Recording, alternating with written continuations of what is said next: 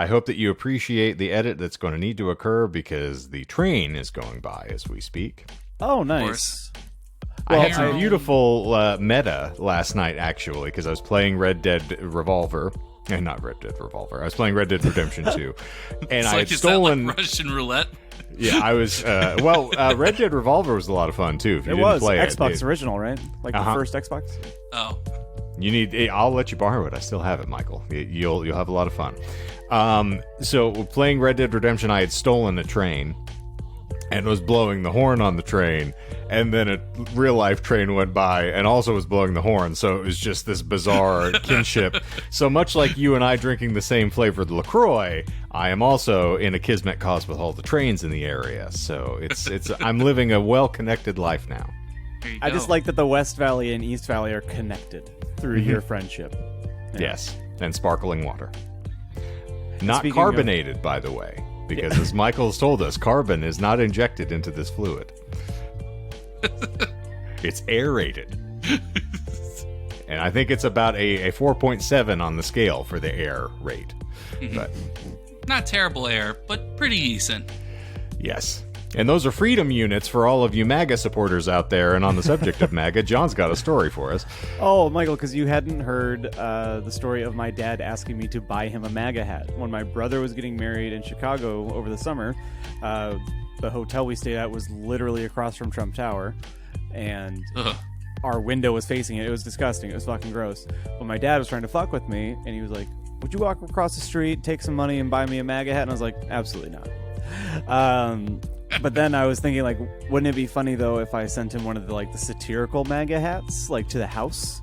So, like, he would get home from the trip and, see the hat and think, like, oh, my God, my son actually did this thing. He thought of me.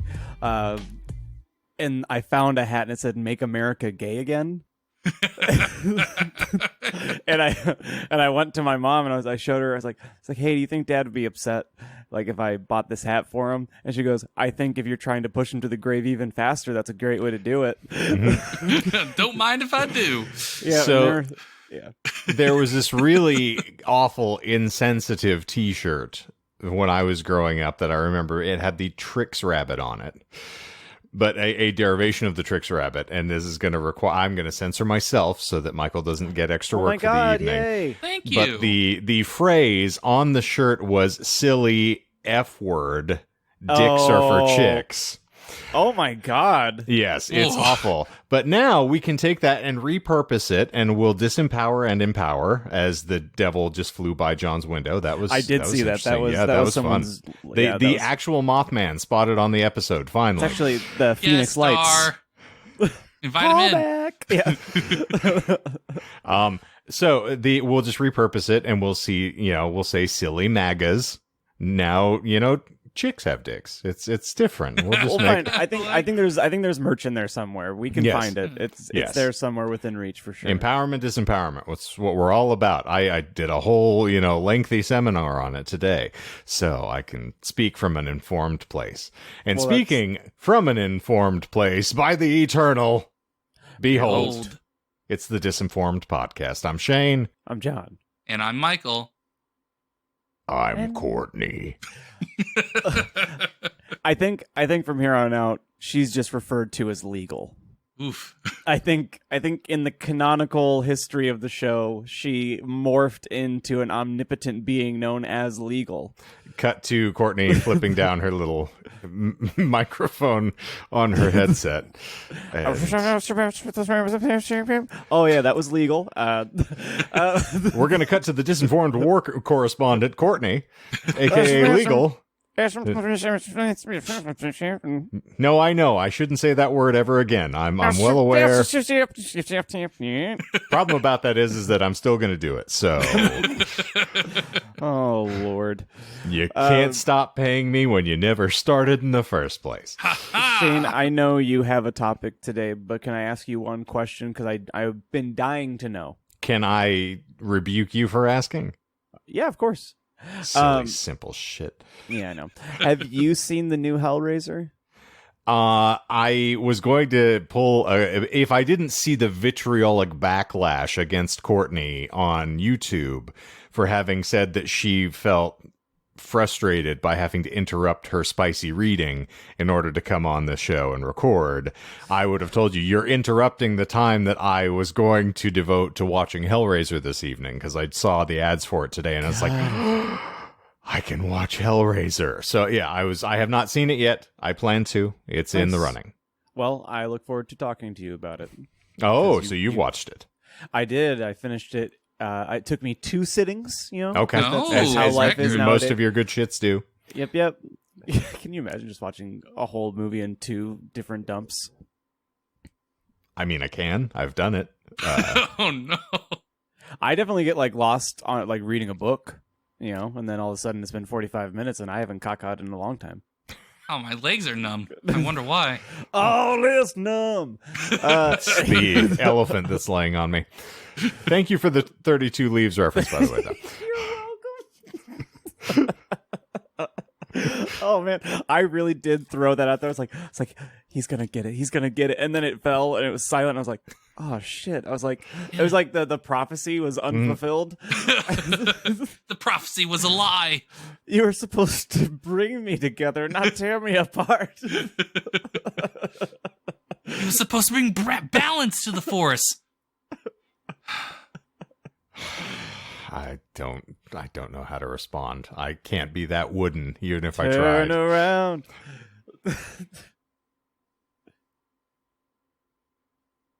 Well, anyway, so this is the last episode of the show to ever we really exist. appreciate y'all being here. I had $1 every time I heard that.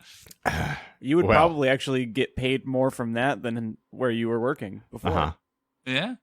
You know where I'm going to start working is Men's Warehouse, because apparently it's a very lucrative business. But yeah, it must be fucking nice. Oh, you didn't need a jacket, but you know what? You could use a jacket. I'm going to charge you for a jacket. So, much like Phil Collins, your wedding is no jacket required. I can't believe we're not jacking it right now. Oh, I'm jacking it. Everybody's jacking it. I don't need hands to Where jack we're it. going. Oh, well, we plan to remove your hands later then. Ooh, sign me up. You doubt my power. So, in any event, this is not necessarily the last episode. That is my caveat for everything as we go forward. But for those uninitiated amongst you who are going to have both the bookend of your first and last podcast for us, what we typically do on the show is we like to delve into a random esoteric topic, and in the course of explaining it, we lie about it a little bit. That is the shtick. It's a lot of fun. But of course, even though the co-hosts are expected to try to ferret out the lies as they listen, even if they don't get it, we have a denouement at the end of the episode. We explain where the fibs were and where the crawdads sing. And it's a delightful time for all involved parties. So I'm told. I'm sure your correspondence is delightful these days. But what we are going to get into is I'm finally going to live up to another prophecy, staying on topic, that we had from the first sort of germination of this show back in the day, because Michael was going to have this purely be a science/history podcast, where he talked about all of the things that get panties moistened across the nation. Science and history. That's what it was called. Panties, Science, and Histories. Panties, Science, History 3000. Yeah. I wish I was that funny. It was the horniest podcast you've never listened to. And you will never listen to it. And I have you're anything to say. all the better for it, I assure you. But we're going to get into something that actually interested me, and I have been on a weird serpentine route of expanding my consciousness, so I do an awful lot of trivia these days on my own accord, and just try to get myself to remember some things, and some of them are valuable, others are not. The fact that I can rattle off every Stephen King book ever written in the course of under 10 minutes repetitively is something that I'm very proud of. The fact that I can name 57 different Brad Pitt films in a sitting is also something I value. But I have also taken on a task of trying to learn the names of all of the presidents that have existed. Okay. Meanwhile, Melissa is holding your hand and she's whispering, almost a whimper of, it's It's a feature, not a bug. It's a feature, not a bug. It's a feature, not a bug. It's a feature, not a bug. I don't understand your joke, nor do I get the reference. Oh, no. Science. So, in any event, because of my study of the presidents, it is noted on the quiz that I do that there are any number of presidents that have died in office, and some of them by unnatural causes. And so this evening we are going to be discussing the assassination of William McKinley. Ooh. Now, John, Okay. William McKinley was the 25th president of the United States. You know, I was wondering if it was the 24th or 27th. It's okay. I'm sure you were. Yeah. You get those confused. It's a big number. I actually can't remember who those were, so I couldn't make a joke about No, it. I'm going to go ahead and just be real with you. I am dog shit at remembering the presidents. Okay, well, apparently you're not going to remember when William Howard Taft served then.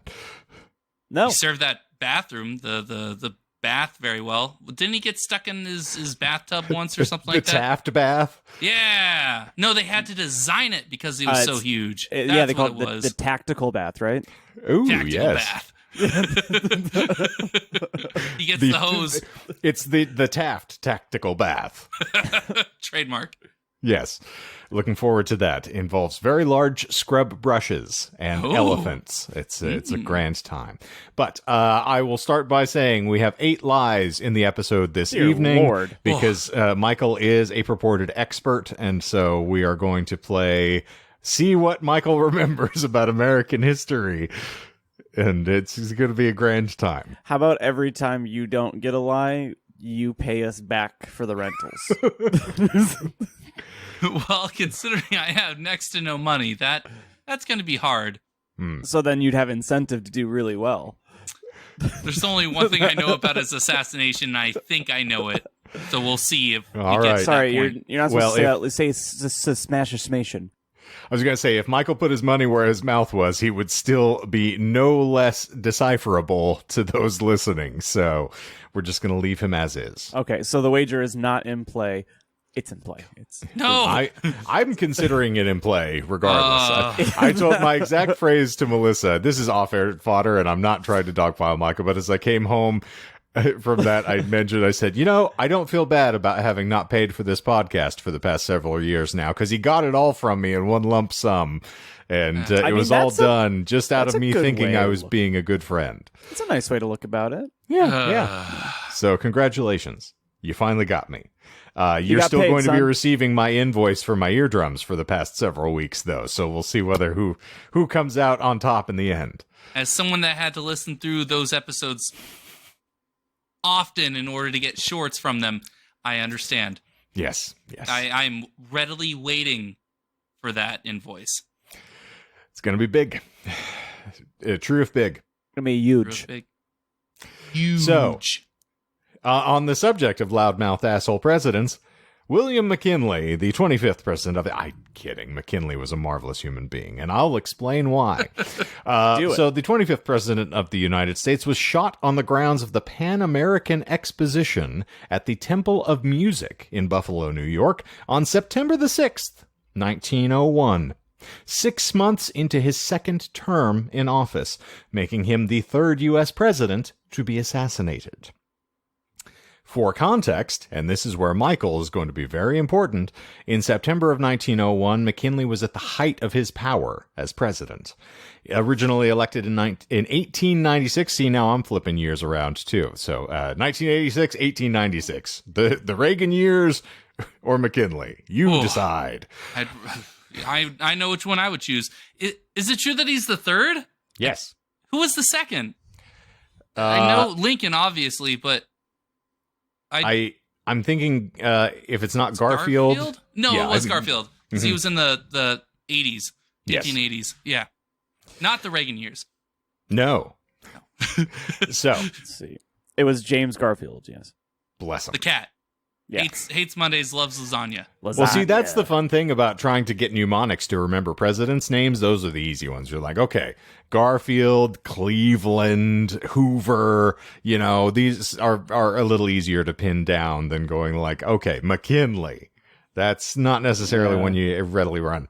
And then, Henry's or Ulysses S. Grant, which we will have a little discussion about later on. Oh. Yes, I mean, it's been discovered if you have some war conquests to your name and you have been a general in any way, shape, or form, you tend to have a better presidency as far as being remembered. You think of like Eisenhower or Grant, yes, and then another person who is going to be a vice president under McKinley that we'll be talking about later, who kind of supersedes him in recollection purely based on his military exploits. Not necessarily because he was a great president, but we'll move that into another little slant here. But in any event, elected in 1896 during the serious economic depression resulting from the Panic of 1893, which Michael is going to explain to us now. I bet a lot of people just bet on the wrong horse, and that's why there was a depression. We were having a lot of entanglements down in the sort of regions where Spanish, the Spanish Empire was holding province, essentially. Okay, so I was like, Cuba having a lot of... That didn't happen yet, though. Well, this is the offset that kind of beget that, is we had been investing some time and money in trying to help cultivate things in that region, and it didn't quite suss out the way we expected. So, of course, McKinley defeated his Democratic rival, William Jennings Bryan, in order to be elected. Which, call back, he was in an old episode involving the monkey trial. Indeed. Yes. And we loved him for it. Mm-hmm. McKinley, of course, then led the nation both to a return to prosperity and to victory in the Spanish-American War, which took place in 1898, and took possession of such Spanish colonies as Puerto Rico and the Philippines. Okay. So then re-elected handily in a rematch against Bryan in 1900, and there's a good old just slobber knocker of back-to-back elections. How many times has that happened? I don't recall individuals that ran directly in opposition to one another, multiple times. I can't recall any, It doesn't stand out, right? No. Usually when they fail the first time, they do something else. Yes. So my extensive knowledge, I also can't recall. Oh, strange. I wonder why. Yeah. Thank you, Arizona education system. John is a noted historian. For those of you who do not know, you ask him about new metal. He can detail everything that occurred in the movement. Oh, I can, yeah. Didactic memory on that one. Exactly. I mean, much more important history than what we're talking about, so. He's an eye detector, dear. So, of course, according to historical writer Eric Rauschway, it looked as if the McKinley administration would continue peaceably unbroken for another 4 years, a government devoted to prosperity. That's what you'd expect from a Republican. But in any event, McKinley's original vice president, Garrett Hobart, had died in 1899 of a tetanus infection, and thus McKinley left the choice of a running mate to the 1900 Republican National Convention, which is always an excellent idea. You tell me who my running mate should be. Is this when Republicans were good and Democrats were evil? I mean, you can argue either direction at any given time. Yeah. I don't think that there's a thumbs up, thumbs down on this scoring. I mean, I think we've all agreed that they're just bastard-coded bastards all the way through. I mean, Americans in general are bastard-coded bastards, and so you can extrapolate from that however you wish. Whatever your political ideation is, you're still an American, so get fucked. But yeah, either way, it's not a good look. Yeah, not wrong. But in terms of evolution, the difficulty is that, previously the Republican National Convention elects someone is like Theodore Roosevelt, and then flash forward and we have a woman from Alaska who can't speak in sentences. So, evolution. Poor McCain. Potato, tomato. Yeah. Hey, she could see Russia from her backyard, so... She certainly could, and I'm sure that Russia is in fact her backyard now with the way that we're trying to wrestle, but... We have nuclear weapons. We will set them off wherever we like. I have no shirt and am on horse, so be scared. Be cagey with KGB. Just because I'm bad guy doesn't make me bad guy. All right. So, Igor in the in advance of the 1900 Republican National Convention, New York's Republican political boss, Senator Thomas C. Platt, saw an opportunity to politically sideline his state's governor, former Assistant Secretary of the Navy, Theodore Teddy Roosevelt, by pushing for his nomination as vice president. Roosevelt accepted the nomination and was elected on McKinley's ticket.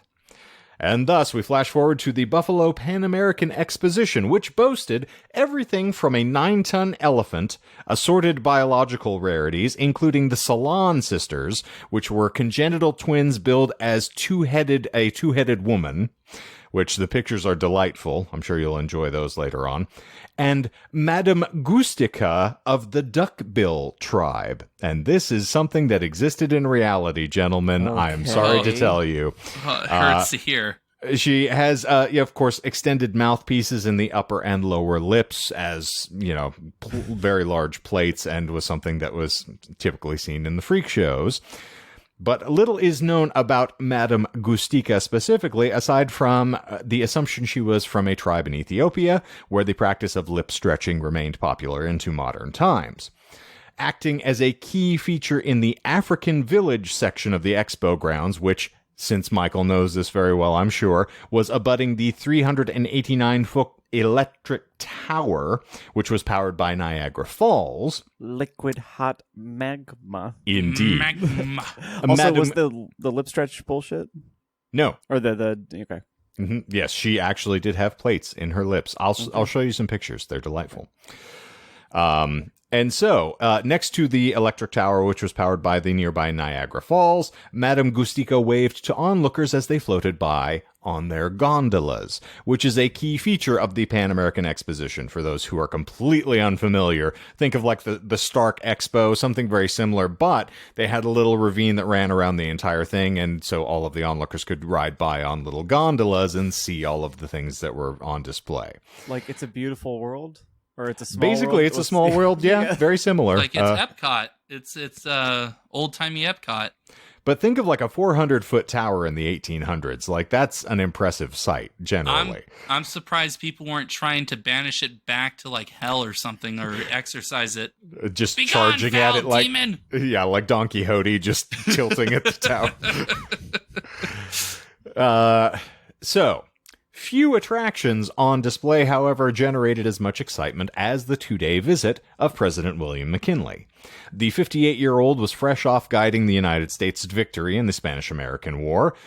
For John, and I have this in the notes as a dedication, the Spanish-American War, which was from April 21st to August 13th of 1898, was a period of armed conflict between, of course, Spain and the United States.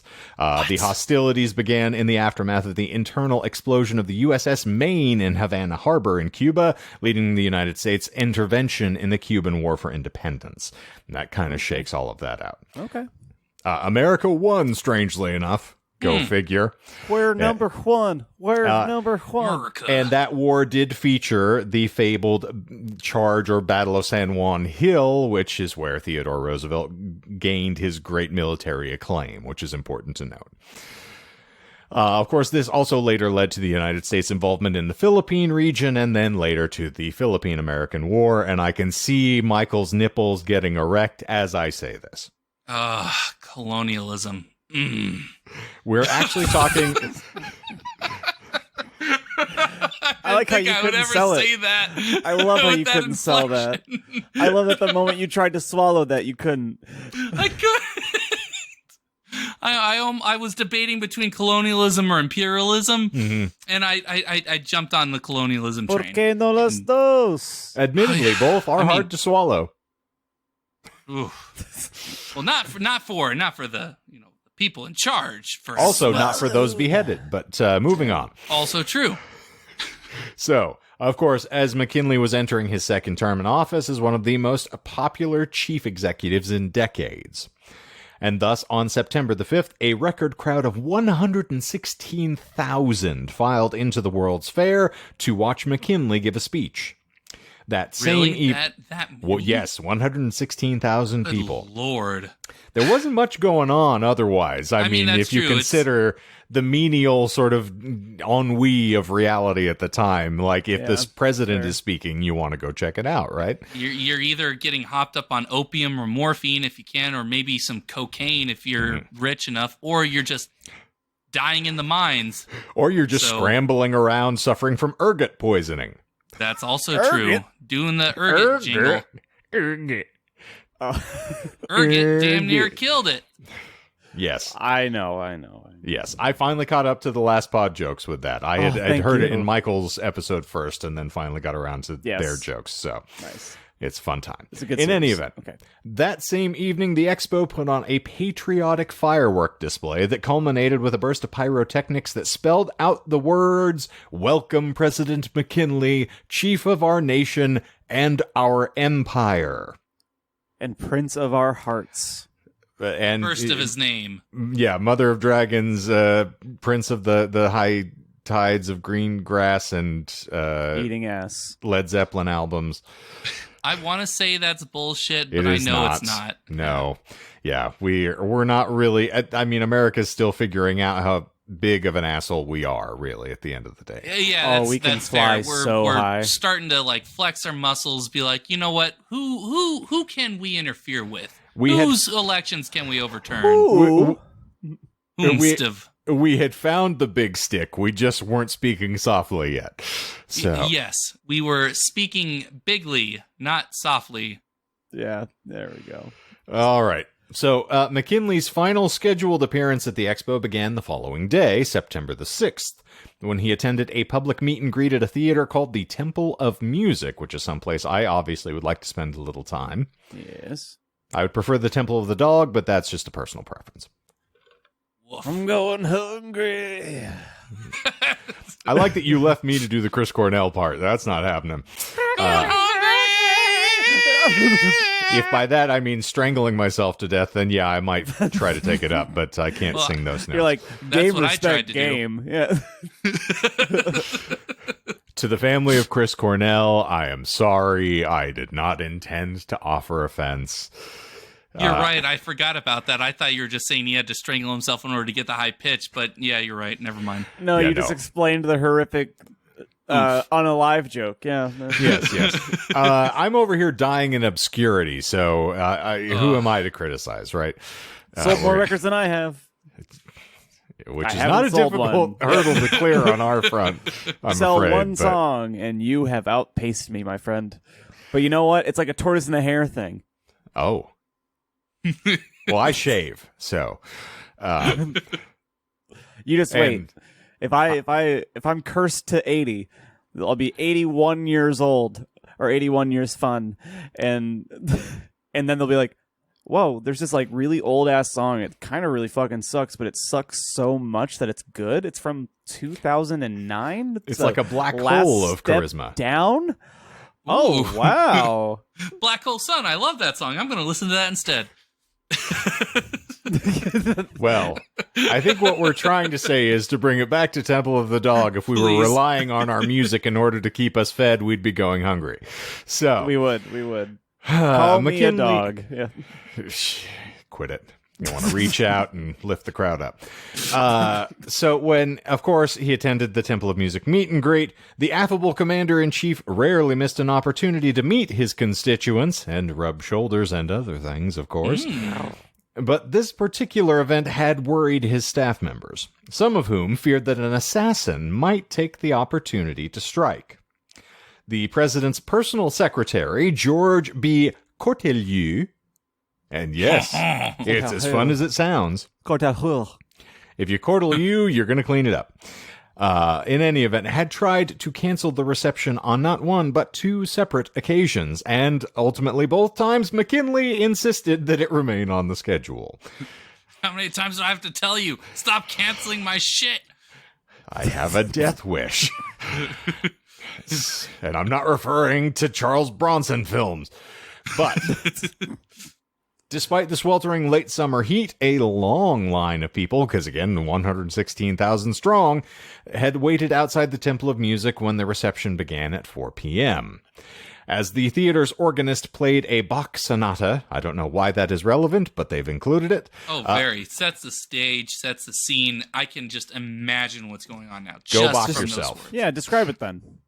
You can imagine I it mean, so well. It's more than the If you feeling. don't understand a simple Bach sonata, like, I can't really emphasize that without singing one can myself, you- and I'm not going to try to do that now. Can you, just for like science, can you try? Can you just Well, try to hum what I'm you not Can you warmed approach up. it? I don't... Can a Just man say- approach the sunrise? Yeah, just Exactly, and Bach is the sunrise. If you've Michael- heard any of his sonatas, he magnificently... Michael, Okay, the we're gonna- fans want to know. We're going to stick with Bachman-Turner Overdrive then, and just, yes, more than the feeling. Fine. You let the streets down, Michael. because I couldn't emphasize a Bach sonata. I couldn't Yeah, describe it. I let Because the you streets couldn't down. do You're that. right. You let the streets down. That's what I hear on the streets is Bach sonatas. It's like a Bach sonata sounds like a dance move. No. The thing is that Bach sonatas is on the streets, and obviously you're not from the streets because you can't hum along to it. No, I'm streets behind in that case. Yes, you're right. It's failing me, and unfortunately, but I was going to say, what are you? It's the producer that used to date Barbara Streisand. Is what are you, Peters? It's Oh, like, yeah, the I'm from the streets. Oh my god! Yeah. God damn it! No. Okay. That's my favorite part of Licorice Pizza. I have to say, like, there we go. The, There we the go. film That's was what- entertaining, but the fact that they included, I'm just forgetting his first name, but Yeah, I can't John think of it Peters. So John Peters, famed as Kevin Smith tells a fun story about John Peters, who was going to produce a Superman film. Peters famously produced Batman, the '89 Burton one. Oh, okay. Hell yeah. But as Kevin Smith went in to pitch him about a Superman film, John Peters said, "You know why you and me are going to do a good job on Superman?" Kevin's like, "No, why?" He says, "Because you and me, we're from the streets." And Kevin Hell Smith's inimitable line is this: "I'm from suburban New Jersey, and you're an ex-hairdresser. I don't know how close to the streets we are at all." Like, but the fact that they included him referring to being from the streets in Licorice Pizza made me, like, blow snot. I was so excited. Fantastic. And Bradley yeah. Cooper was exemplary doing that. He was far too much fun. In any event, if you haven't seen it, go check it out. It's a good, brilliant performance. In any event, back to the Bach Sonata. The visitors slowly filed inside, many of them eager for a chance to meet the president and shake his hand. I don't know why I suddenly turned into Christopher Walken there. Many of them. Near the Right up front his ass. of the line stood 28-year-old Leon Zolgoz. Probably shouldn't have done the first depiction of his name. Leon Zolgoz, a shy and brooding former steelworker. An avowed anarchist, Zolgoz had arrived in Buffalo only a few days earlier and purchased a .32 caliber Ivor Johnson revolver. The same type of weapon, it turns out, that another anarchist had used to assassinate the Italian King Filiberto III the previous summer. Really? Mm-hmm. Is that Hell yeah. bullshit? Quoi? Quoi? Bullshit. He said it with an accent and a wrong emphasis. Oh, did I? He Well, was no. my sincerest John apologies. was trying to call it bullshit. Yes. And what were you trying to call a bullshit on? that it also is used. Nope. Same weapon was utilized Okay. in that assassination. Okay. Was it that assassination? Now I'm just Yes. like trying to root around. It was the same one used in that assassination. Was it the previous summer? No. Did we know what that person did last summer? You do, in fact. He had an excellent one. You As rolled was a told 20 to for him. the first time in your life. No, ¿por qué no los dos? So, he now waited with the gun wrapped in a white handkerchief and concealed inside his jacket pocket. For those of you who are fans of The Godfather Part 2, just envision. Fuck, I still need to see it. Oh my God. I've done part one. All right. Well, for all of you cultured folks out there, I'm sure you'll know what I'm referring to. Sorry, Michael. I knew I wasn't cultured. Yeah, I didn't we've even known bother this for saying quite some anything. time. Exactly. I don't have expectations anymore. It's perfect. Yeah, he also thought there was a king named Filiberto III. So in any event. God damn it. So, he now waits with his gun wrapped in a white handkerchief and concealed inside his jacket pocket. It was in my heart. There was no escape for me, Zolgos later said.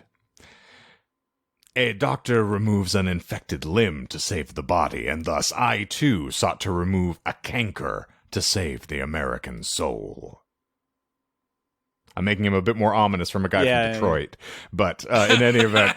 He probably said it in like a high pitch. He probably said it like this. Okay, allow me to reconfigure. Yeah. A doctor removes an infected limb to save the body, and thus I, too, sought to remove a canker to save the American soul. I like that you're turning him into Princess Bride characters. Yes, I'm happy to. So, as I indicated, Zolgos was actually born in Detroit, Michigan in 1873, the son of Polish immigrants. History has not documented whether he grew up on 8 Mile and dated Brittany Murphy, but we can assume. Done. I don't want to rip Brittany Murphy. She was a wonderful human being. She was. And I refuse to hear anything about it. And if you say anything to the contrary, you're clueless. But... God damn you. She was also in The Prophecy, which was one of my absolute favorite moments of that film.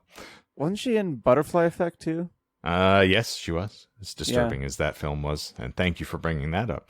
Yeah, but that made me like despondent because I saw the director's cut first, as we've talked same. about. That if you want a no good feelings movie, there you go. Yeah. If you want to just have that there's no redemption arc at all in life, and you should probably, if your life was better with you out of it entirely, that's... I don't know why I care to know these things, but let's see real quick. Okay.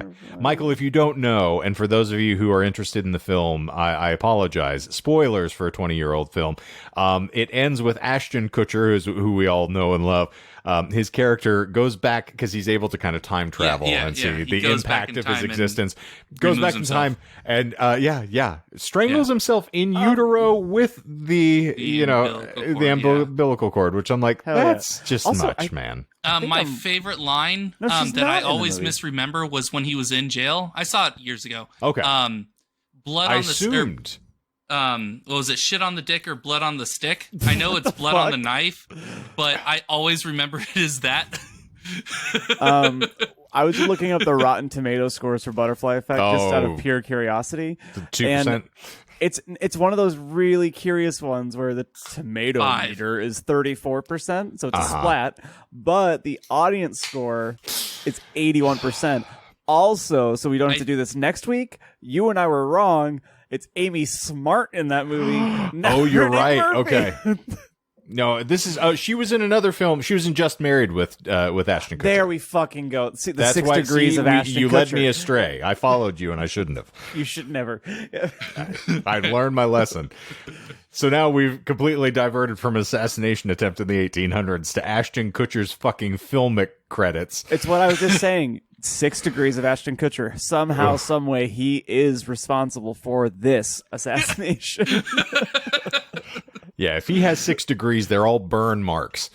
But I feel like Chris in Sopranos pitching the Thriller movie.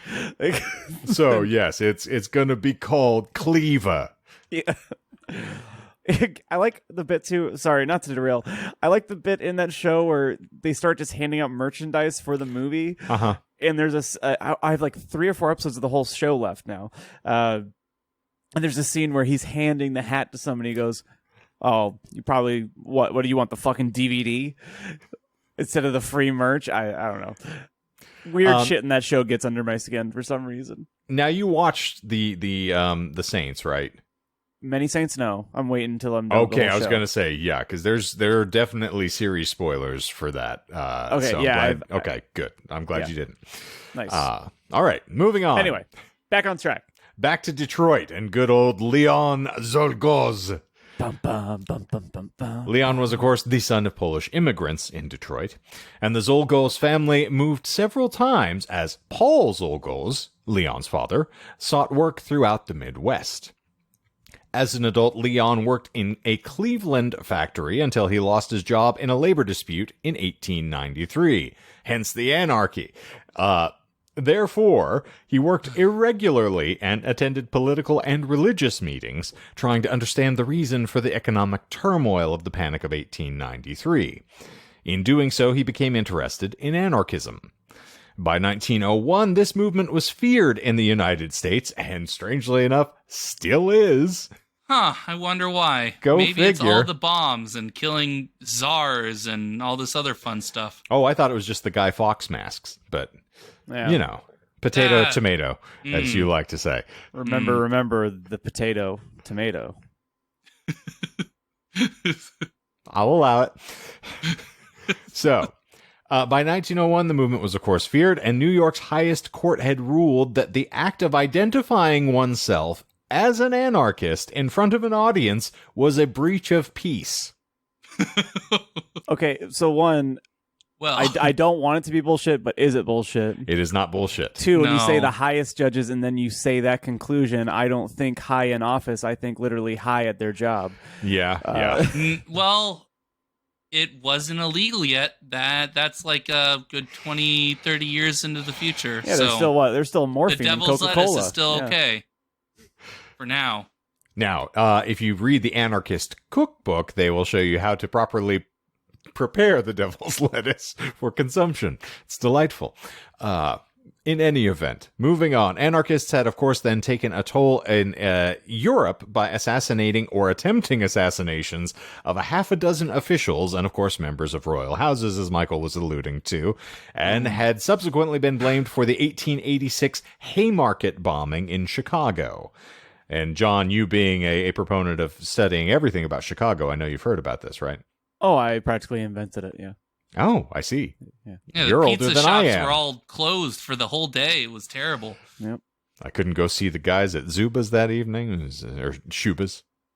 Either or, Boobas. really. It, I mean, it depends on the night, the time of night. It starts Shubas and then goes Zubas.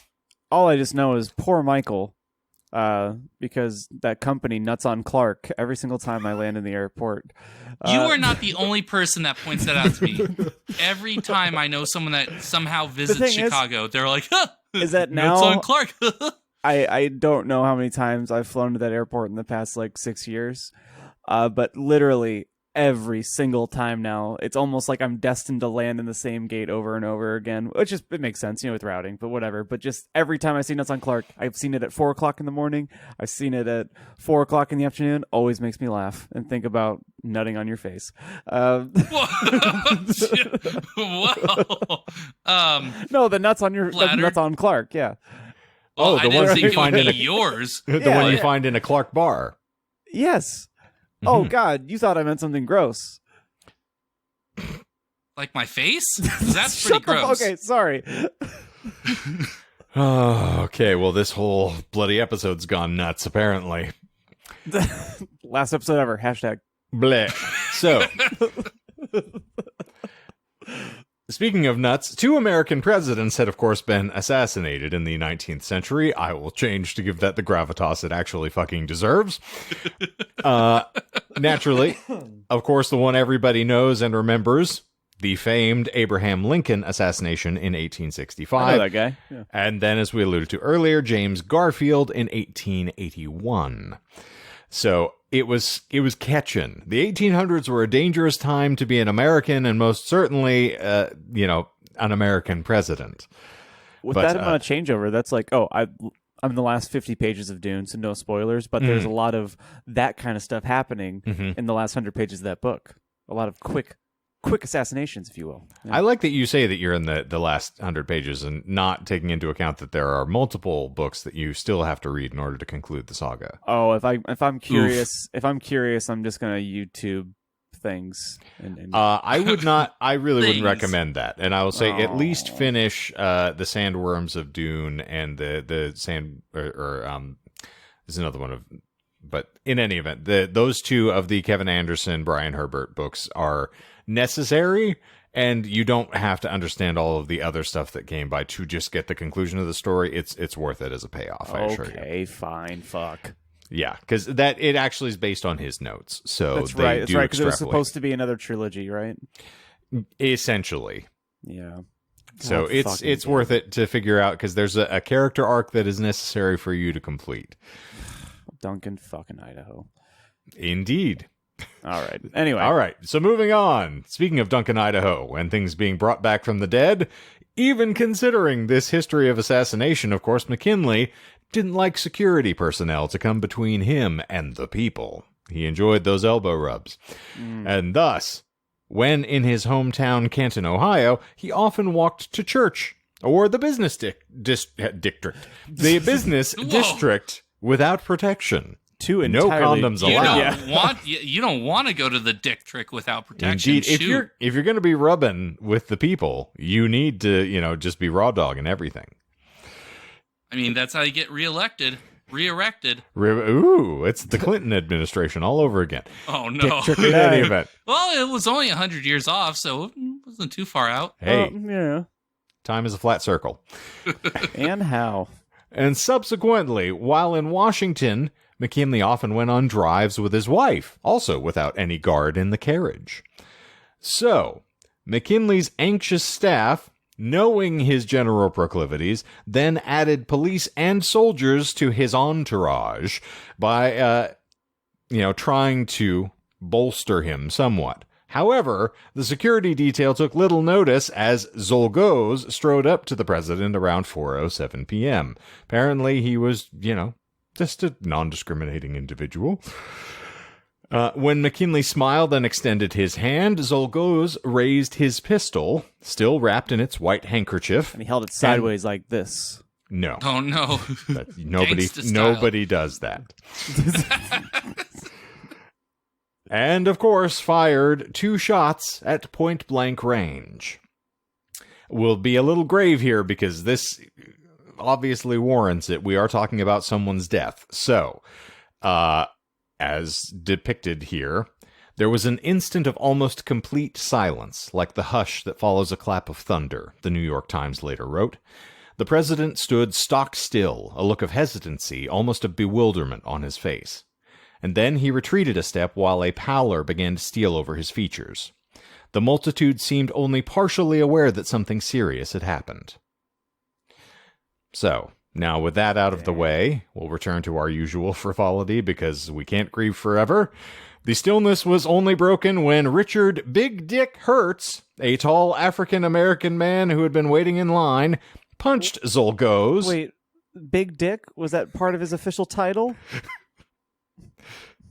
I had to give you one layup here. I was trying to help out. I was like, damn, do you really man, think what Big the Dick fuck? Hertz is anybody's name? It was the I first know stand-up that's comic. not the case, but I wish. I really wish. So, the individual's actual name is James Big Jim Parker. Same thing. And I refused to stand still for that. So I just thought, Yeah. Big Dick Hertz. We're just going to throw that in the mix here. Not it my probably joke would either. hurt, I yeah. can't take credit for that one. Okay. That's Nah. a professional wrestler referred to himself as that for quite some time. Okay. All right. So, James Big Jim Parker, of course, had been waiting in line and then punched Zolgoz, preventing him from firing a third shot at the president. And subsequently, a host of soldiers and detectives then also pounced on the assassin, beating him to a pulp. It took an order from McKinley himself, actually, before they finally stopped, dragging Zolgoz from the room. Is that actually true that he ordered or had to Yes. call it off himself? Wow. Yep. So, as I say, by then, blood was actually pouring from the president's stomach and darkening his white formal vest. And McKinley was heard to say, "I want no further violence visited upon that man," he managed to gasp at Cortelyou. "Revenge is a turnstile no man escapes from." And he said, "Your mom's a fucking hoe, too, by the way." That's like the complete opposite of what he was trying to say. Oh, he just threw it on there just to be tough. Yeah, no, it doesn't strike me as the sort of thing that William McKinley would say. Don't touch this man. Also, by the way, your mom's a hoe. Oh, didn't you, or haven't you ever seen like someone who pretends like they're tough and like has someone help them pretend like they're lunging, but they're both holding each other back? I mean, John, The guy I was live with just you. shot I understand. twice. Yeah. Like, the fact that he's speaking at all, people are like, damn, this guy's a badass. He just got shot, and he's telling people not to beat the shit out of the dude that shot him. That's right, and he's looking at this guy in the your mom's eyes. a hoe. Yeah, he's looking at this guy in the eyes, and he's saying this stuff. He's like, "I just got shot. I'm dead." What is he? I know one thing resolutely. My last words. Your mom's this guy, a hoe. his mom, a hoe. I love John is depicting William McKinley as fucking Terry Funk. Your mother's a whore. Put it on my gravestone. My assassin, his mom, a hoe. You dirty egg-sucking dog. Your mother's a whore. All right. Sex worker, please. So, mere minutes after the shooting, McKinley was then carried from the Temple of Music and taken to the Pan American Expositions Hospital. The only qualified doctor that could be found on site was a gynecologist. Well, he's like, This looks like one of those. It's a bullet wound. Oh, is it a pussy? Is it a pussy or a bullet hole? Let's find out. Either way, you're fucked. He's like, but back in those days, you didn't have to study to be a doctor. It's like But Michael being a give doctor. him the clamps. regardless, any port in a storm, the president was nevertheless rushed into an operating theater for emergency surgery. One of the bullets appeared to have ricocheted off of one of McKinley's suit buttons and hit his sternum, causing only minor damage. The other struck his abdomen and passed clean through his stomach. Thus, the ersatz surgeon managed to suture the stomach wounds and stop the bleeding, but was unable to locate the bullet, which he assumed was lodged somewhere in the president's back. When you're a gynecologist, I don't imagine you expect to be pressed into service in such extenuating circumstances, but there you are. He has like little utensils he's pulling on his tongue. He's like, "Is this a labia?" I mean, I've been in some sticky situations before, guys, but you gotta understand, this is a They're bit like, different. why did you take me to the only stand-up gynecologist? Was this a standing 69, or No, he's like riffing on him, you know? just invert? Yeah. All right, Hey, honey, here it'll fall we out go. That way, right?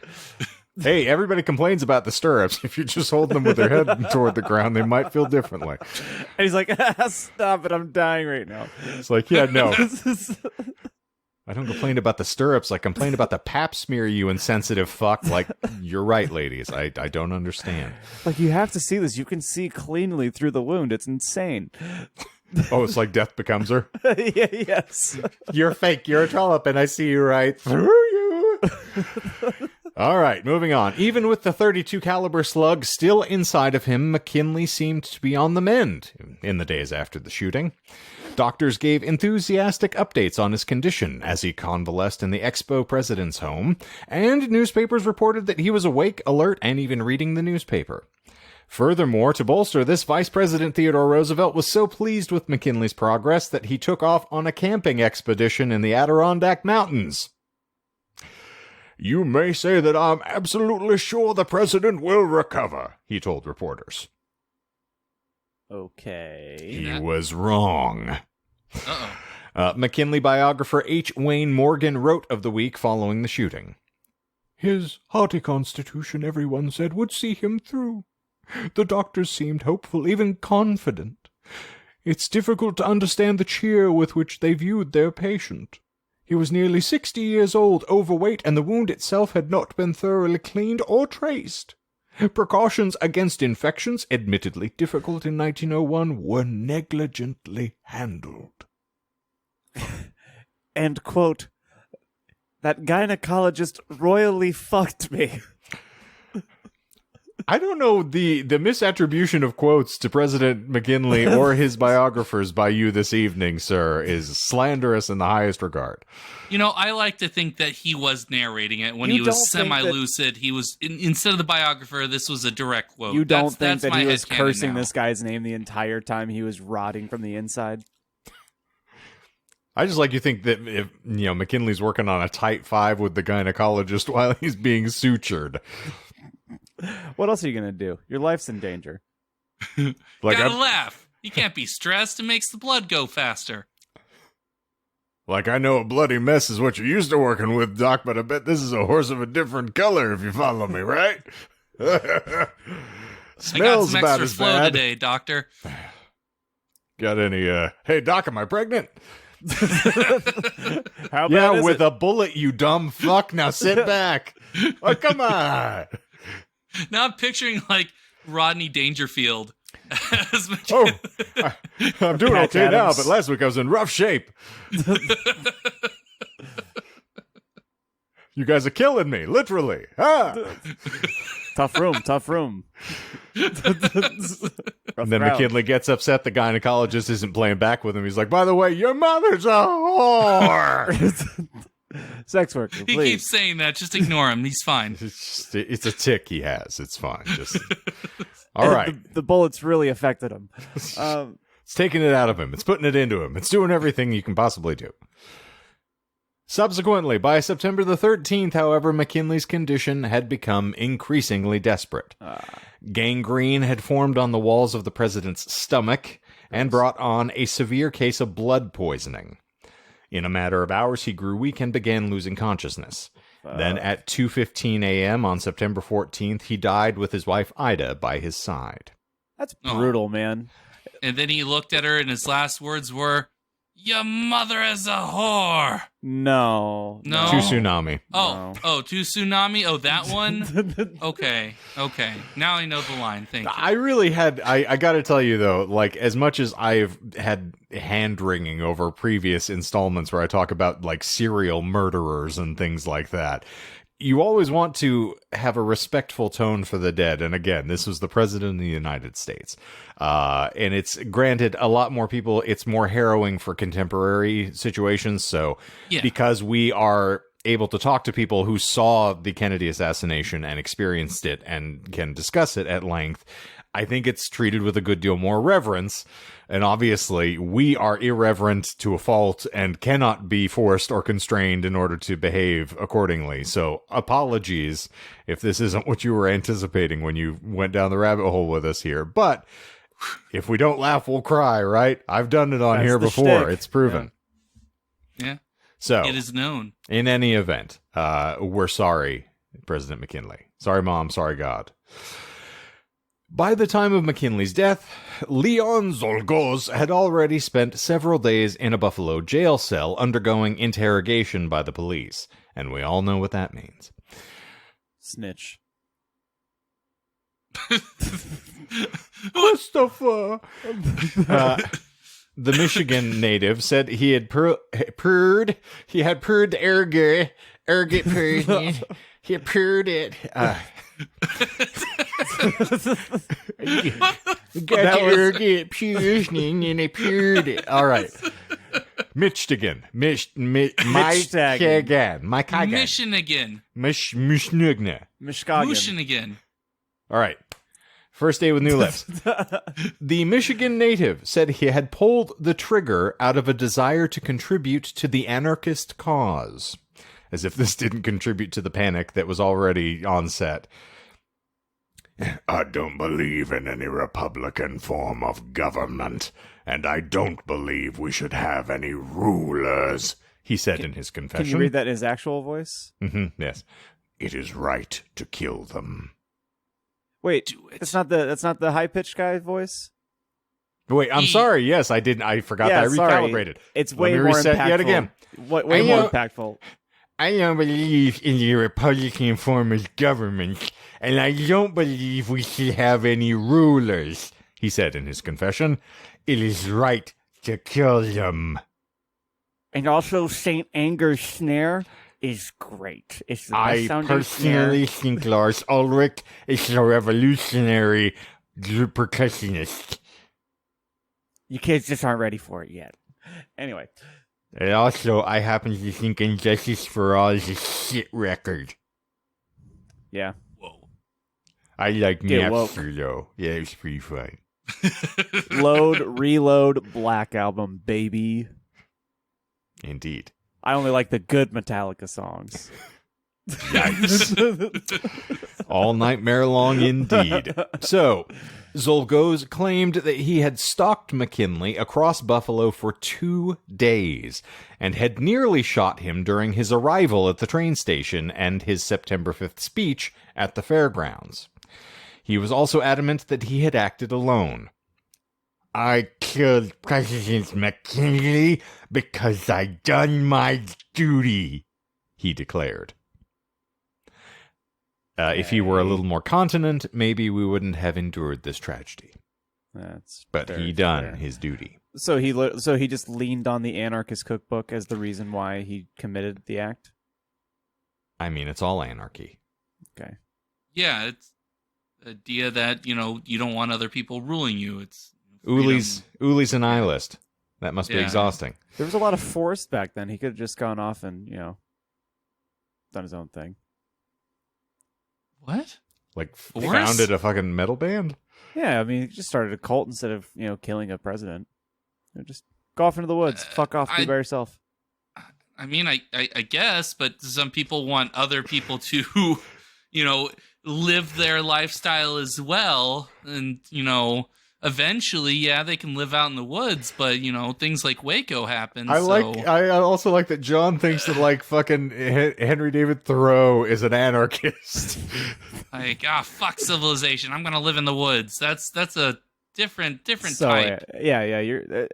That's basically the same thing. It's a little more passive. I think we're kind of saying the same thing in different ways. See, aggression is more a movement towards as opposed to away. I find. One thing diminishes another thing.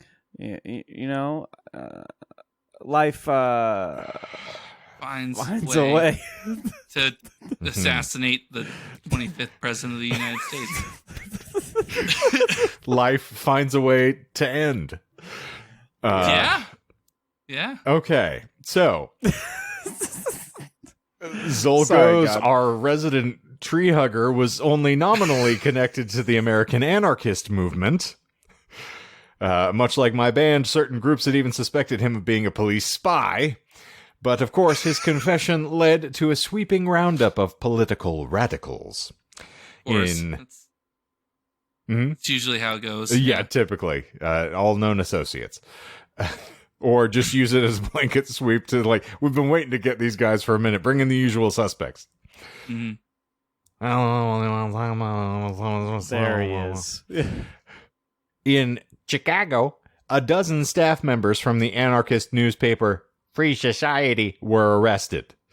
On September the 10th, police also picked up the anarchist firebrand Emma Goldman, whose speeches Zolgosz had cited as an influence in his decision to assassinate McKinley. Goldman and the others were all eventually released, but justice came swiftly for Zolgosz. His murder trial began on September 23rd, so we're not kidding. They threw him in the stocks quick. That was a little more than a week after McKinley actually passed. And he was found guilty and sentenced to death in 3 days. Nice. Whoa. Yeah, not standing on ceremony. Got a bullet with your name on it.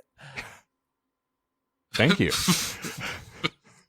On October 29th, 1901, Zolgosz was executed by the electric chair at New York's Auburn prison. So, Shane, he rode the lightning? He did, in fact, ride the lightning.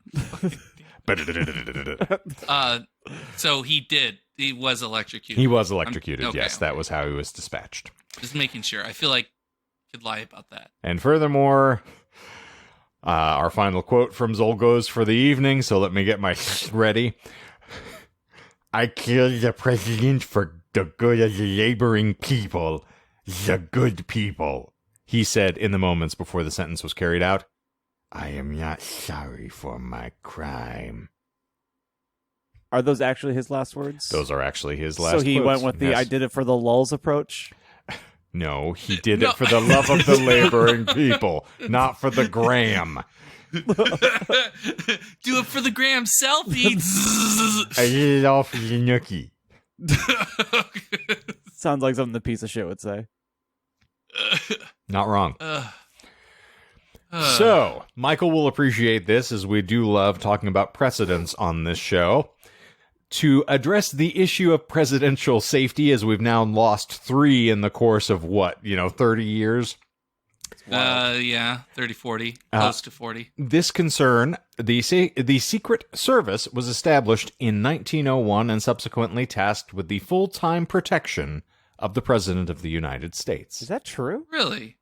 That Sure enough. That was the. This is what okay. precipitated that. Makes sense. Yeah. And they had a good record. They went a good 60 some odd years. 1.5 times the record. Not bad. All right. Okay, moving on. While William McKinley was, of course, eventually overshadowed by his more famous successor, Theodore Roosevelt, his assassination prompted a worldwide outpouring of grief. In Europe, the British King Edward VII and other monarchs declared national periods of mourning for the fallen president. A sea of sympathizers later came to view McKinley's body as it lay in state in the Capitol Rotunda on September 17th, and whole cities ground to a halt to pay their respects as his funeral train passed by on its way to his final resting place in Canton, Ohio. In 1907, the president's remains were moved to a sprawling tomb complex featuring a domed mausoleum. The memorial includes a bronze statue that depicts McKinley giving his final speech at the Pan American Exposition on September 5th, 1901, the day before his fateful meeting with Zolgos. And that is all that I have for you this evening. Okay. And all that you got was that Big Dick hurts. Oh, yeah, that was mine. I got that. So wait, Shane, we won. Michael's gonna pay for the jackets. Look for my invoice. I'm gonna. Yeah. We all agreed at the start of this episode that if he missed it, that I like that I told Michael that he missed a lie and he just blew right past it. No, you said it, and I was like, I thought that was you admitting it. Oh, okay. Saying that there was a king, an Italian king, so I felt like you were just like, I'm just gonna give it to him. So I didn't say anything. Okay. Well, yeah. There was a king. Wasn't his name. So we'll get to it. Okay. All right. Any further stabs other than ourselves? no. Nope. Okay. All right. So line number 1. I tried to give a layup because it's a little bizarre for something as a way to go out. But Vice President Garrett Hobart actually died from a heart ailment and not a tetanus infection. Oh. I know it's 1899, but yeah, lockjaw wasn't as prominent. I mean, that's a good lie, though. So, I think. So to be fair, I think it was one of my great grandparents actually had tetanus. Yeah. Okay. Because that causes the lockjaw. claw hand, right? Yeah. No, I'm thinking something else. Okay, lockjaw is typically. They had the claw hand. So he was a Von Erich and he wrestled in Texas. I got you. Yes. The claw. Mhm. Okay. You got it. The All right. claw. The claw. Get away from me, you zealots. All right. So, no tetanus infection. Not that attitude. Unfortunately, there were no assorted biological rarities featured at the Pan American Exposition, though those rarities did exist out in the world. So, even though John did ask, Madame Gustica was actually somebody who was routinely on the circuit, as were the Salon sisters. Neither of them were featured at the Pan American Exposition, however. They didn't bring freak show folk into this. Okay. So that's lies number that's 2 fair. and 3. However, the 389-foot electric tower was next to the African village section of this, so it all kind of played out well in the end. And people did float by on gondolas. It was, it's a small world kind of thing, but... Yeah. All right, so to much of Michael's shame and chagrin, the Italian king which was assassinated was Umberto I, not Filiberto III. Berto, we have those also. It's a great chain. That's why I said it. I was like, this has got to be so glaring that no one's going to let me get away with this. And the both of you just stock still, stared like, that wasn't an assassination. It's like, well... Okay. Yes and no. In a way. All right. Well done. So, Subsequently, the quote I attributed to Zolgoz was inaccurate.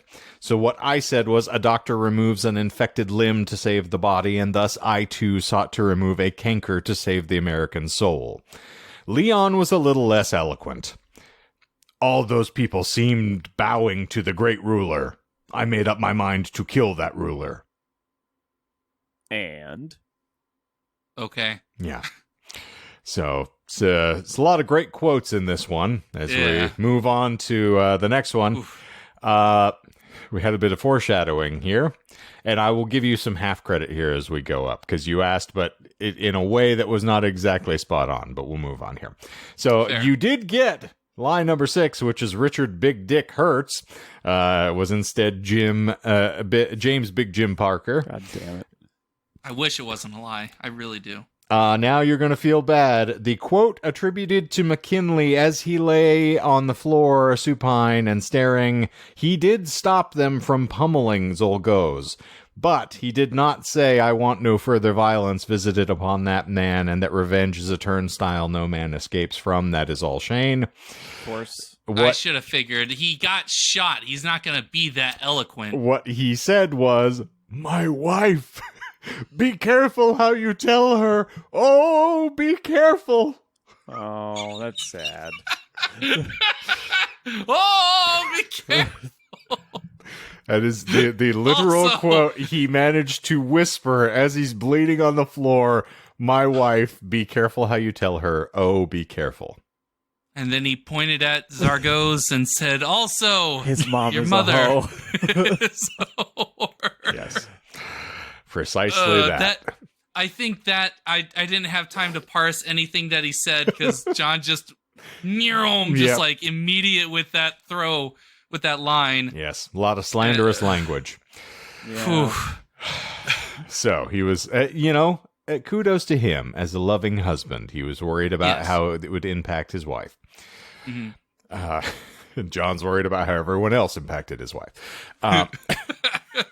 All right. So finally, where your partial credit exists is the Secret Service was actually not established in 1901.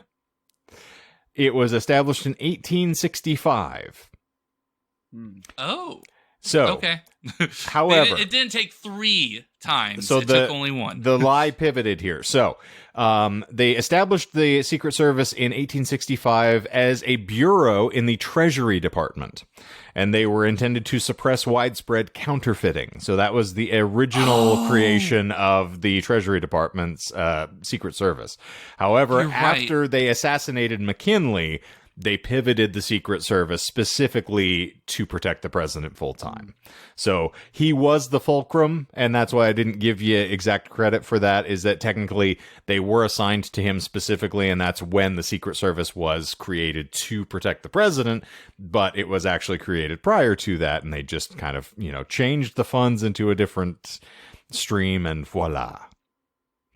Because they're still associated with the State Department, or with the Treasury Department, right? Yeah, they're still under them, right? I mean, I who knows at this point? It's one of those weird things where it's like, yeah. But those are the 8 lies that we had in the you. Unfortunate assassination of the 25th president. Well, So there you go. There's a bit of history. Who'd have thunk it? I love it. kind of felt But- nice to be back on the topic. On a little research train. Yeah, I was reading the stuff myself anyway because I was interested, and I realized I had not really, other than the 2 famed assassinations, I hadn't spent a lot of time considering them. And so, of course, we will be talking about Garfield later at some point as well, because I was reading that. So I figure we'll just illuminate the 2 lesser known presidential assassinations. Yeah. And there's, of course, untold attempts that we can talk about. I was gonna say, Sirhan. was that Roosevelt? As Reagan. No, you're right. But also Roosevelt had one. He had an attempt, and he got shot, and he just kept talking because he didn't give a fuck. Yep. Yeah. Yeah, it's a lot of very interesting stalwarts there in the office of the president, but we'll leave that where it lay. I've had enough political commentary for anything. Fair enough. Well, as per usual, we are delighted to have all of you lovely listeners here, and thank you for, letting us sort ourselves out here for a little while. We appreciate it. As per usual, if you want to express your joy and appreciation for us, as we have just done for you, you can like, subscribe, rate, and review. We'd love to hear from you. We have new episodes winging your way every lovely Monday morning on your preferred podcast provider app, so you can check in there. We have some infrequently used social networks that are in a link tree in the show notes below, so you can go stalk us there. And of course, if you are over on the tubes of you will have a never-ending string of entertainment whipped at you every day, multiple times daily. If you ever wondered if 3 times a day was too much, you'll find out if you're paying attention to our stream. And so, we hope that you go and explore those things and keep coming back, because it works if you work it, and you are in fact worth it. So, I believe that's going to wrap this thing up like the body of a president before it's laid in state. He's back on the escalator There you go. again. Indeed. Damn. And so, for the Disinformed podcast this week, I'm Shane. I'm John. And I'm Michael. That was a big ghost behind you again. Yeah, I know. 'Tis the season. Ooh, spoopy. And with that, I'm McKinley's ghost. I never called anyone a whore. zippity zoop, he's out of here.